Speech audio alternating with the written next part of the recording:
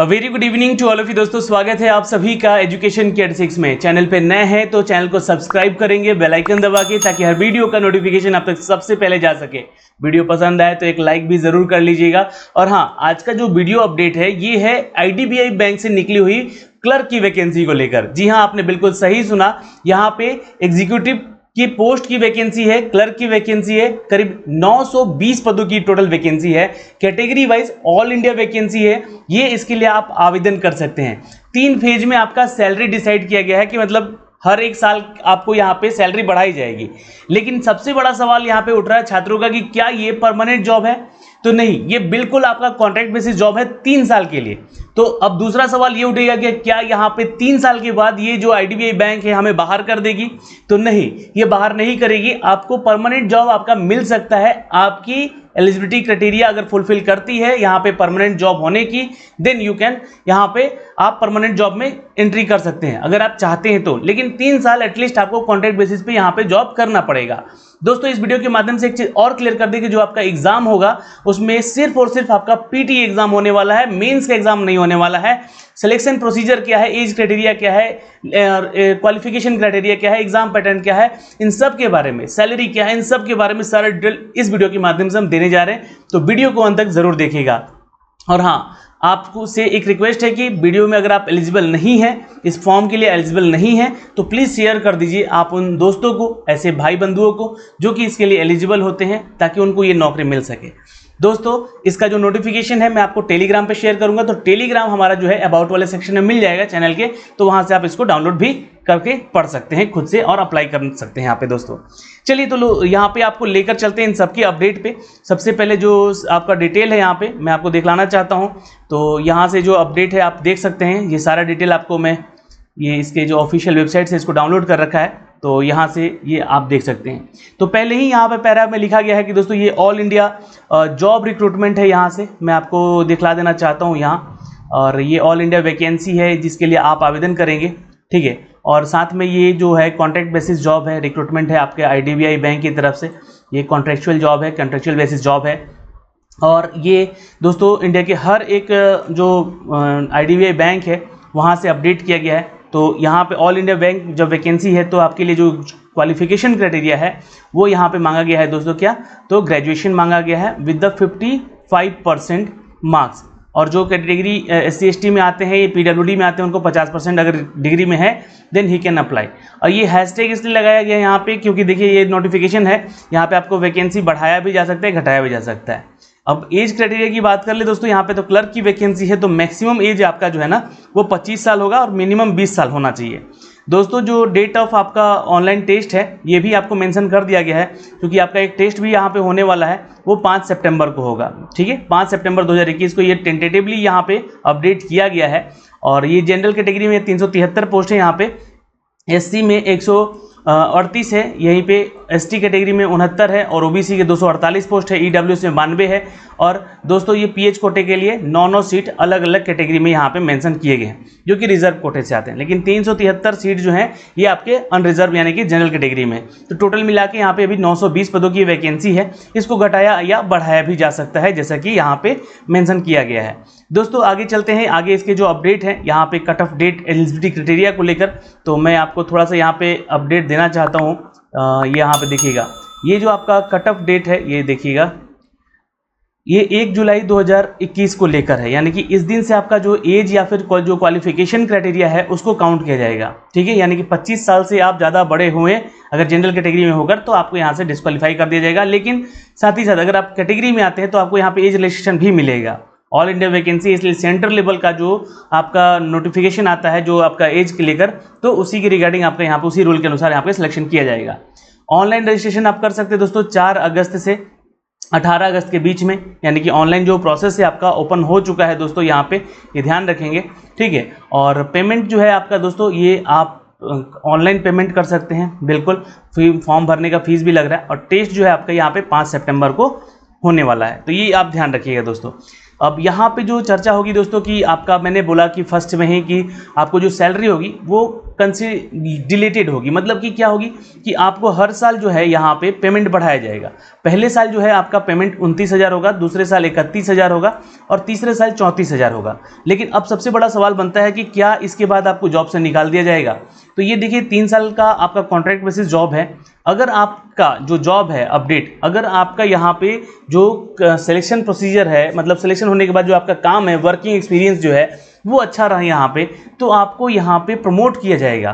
ठीक है, तो किस में प्रमोट किया जाएगा? तो ये असिस्टेंट मैनेजर के पोस्ट पे, ग्रेड ए के पोस्ट पे सीधे प्रमोट किया जाएगा। यानी कि क्लर्क से सीधे आप पीओ कैटेगरी में आ जाएंगे, यानी कि ग्रेड ए के पोस्ट में आ जाएंगे, तो आपको यहाँ पे प्रमोट किया जाएगा और वो फिर आपका जो क्या होगा, परमानेंट जॉब हो सकता है। तो यहाँ से बाहर होने का कोई तो चांस लिखता नहीं है। अगर आप काम अच्छे से किए, यहाँ पे 3 साल जम के किए, तो आपको ये अपॉर्चुनिटी जो है, ये क्या है, तो पीओ बनने का यहाँ से रास्ता ओपन हो जाएगा। तो आईडीबीआई एक बड़ी बैंक है दोस्तों, जी हाँ, भारत की बैंक है, ये इंडियन बैंक है।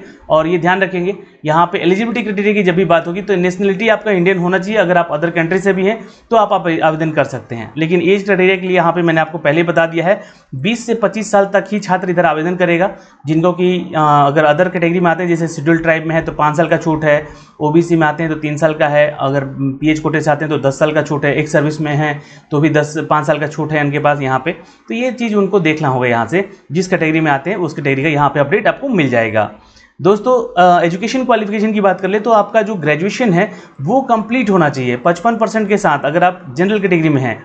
अगर आप अदर कैटेगरी जैसे कि SC ST PWD में आते हैं तो आपको यहाँ पे 50% के साथ भी अगर पास हैं अपना ग्रेजुएशन, तो अप्लाई आप कर सकते हैं। इंडिया की किसी भी रिकॉग्नाइज्ड यूनिवर्सिटी से आपका डिग्री होना चाहिए, इस बात का ध्यान रखिएगा। दोस्तों यहाँ पे जो आपका मार्कशीट है वो 1 जुलाई 2021 तक कंप्लीट, मतलब कि आपके हाथ में होना चाहिए। ऐसा नहीं कि अपियरिंग वाले स्टूडेंट इसको आवेदन नहीं करेगा, इस बात का ध्यान रखिएगा। ठीक है, तो ये अपडेट है। लेकिन फॉर्म भरने का जो फीस चार्ज है आपसे लिया जाएगा दोस्तों, ये कितना है, तो 200 रुपये है आपको SC ST और PWD कैंडिडेट के लिए। लेकिन जो अदर स्टूडेंट हैं जैसे कि OBC और जनरल कैटेगरी के मेल फीमेल कैंडिडेट हैं, उनसे 1000 रुपये यहाँ पे फीस चार्ज लिया जा रहा है।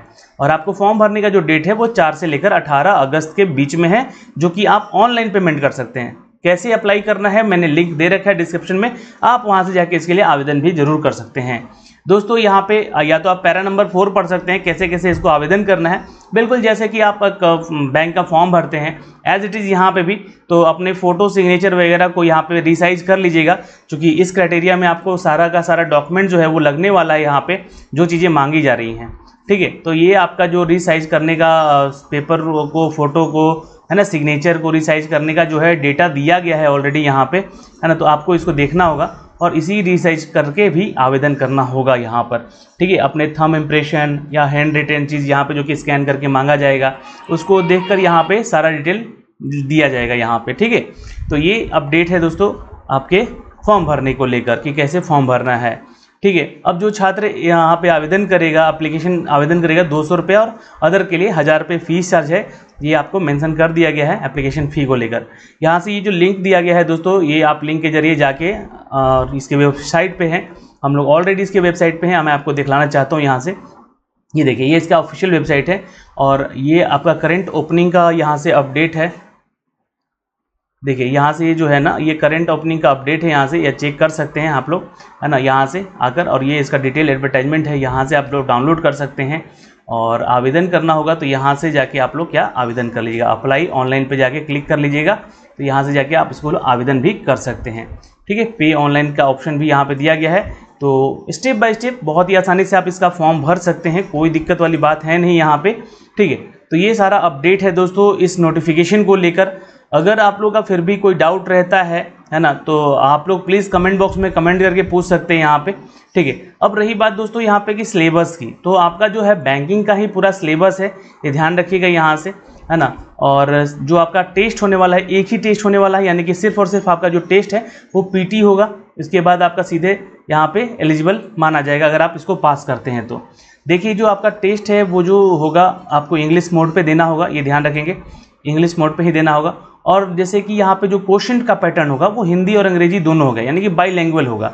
ठीक है, तो हिंदी और इंग्लिश दोनों ही माध्यम में आपका होगा। लेकिन जो आपका टेस्ट होगा वो मेनली इंग्लिश लैंग्वेज में ही सिलेक्ट करके दिया जाएगा।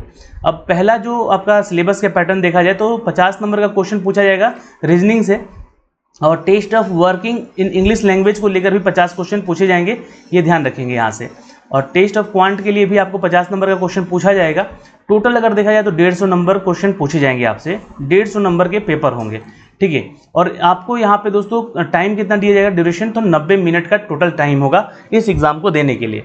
तो यहाँ पे गलती अगर आप करते हैं, इस एग्ज़ाम पैटर्न में अगर कुछ गलती करते हैं तो उसके लिए निगेटिव मार्किंग भी यहाँ पे रखा गया है दोस्तों।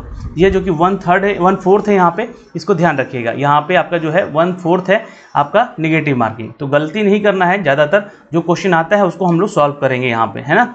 और ये एक अपडेट है। और जो सेंटर्स को लेकर अगर आप देखते हैं कि कहाँ कहाँ आपको आवेदन करना चाहिए, तो ये सारे सेंटर्स यहाँ पे मेंशन किए गए हैं मित्रों। तो यहाँ से आप देख सकते हैं आपके जो भी शहर से पास शहर है उस शहर में आप यहाँ पे आवेदन करके आप अपना सेंटर रख सकते हैं, ठीक है। तो ये एक अपडेट है उन सभी छात्रों के लिए जो कि बैंकिंग के लिए तैयारी कर रहे हैं, प्रिपरेशन कर रहे हैं, तो उनके लिए अच्छी खबर है। और 5 सितंबर एक टेंटेटिवली डेट दे दिया गया है यहाँ पे कि इस दिन आपका एग्ज़ाम हो सकता है। अगर कोरोना की लहर सब कुछ सही रही तो यहाँ से ये एग्ज़ाम आपके हो सकेंगे दोस्तों बहुत ही जल्द।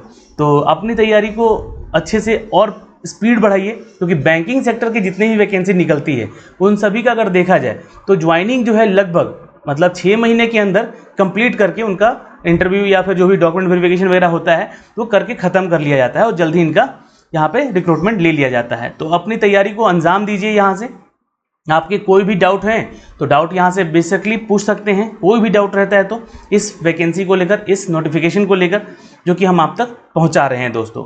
तो अभी इस वीडियो के माध्यम से दोस्तों अगर देखें तो कोई भी आपका डाउट अगर रहता है तो आप प्लीज़ कमेंट बॉक्स में कमेंट कीजिएगा। अभी के लिए इतना ही, मिलते हैं आपसे अगले वीडियो में, तब तक के लिए बाय बाय, टेक केयर, ध्यान रखिएगा अपना और अपने परिवार का। चैनल को सब्सक्राइब करना बिल्कुल मत भूलिएगा बेल आइकन दबा के, ताकि हर वीडियो का नोटिफिकेशन आप तक हम पहुंचाते रहें। धन्यवाद।